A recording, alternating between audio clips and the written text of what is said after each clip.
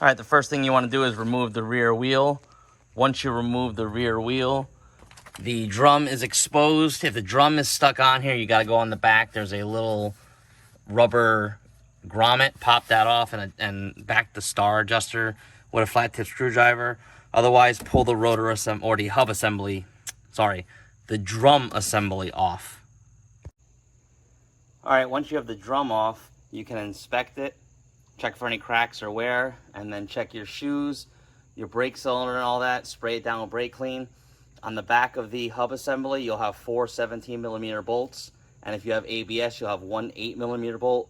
Take all those out, and that entire hub assembly will slide off.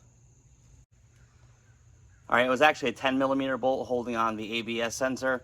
Once you get the hub assembly out, you're gonna go ahead and just make sure it matches the other one. Clean everything up back there with brake clean and slide it on back in.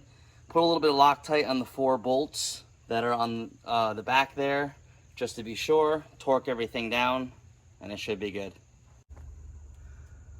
All right, once you have the hub assembly in and the 4 bolts tightened down along with the ABS sensor, if you had one, again, that was a 10mm bolt.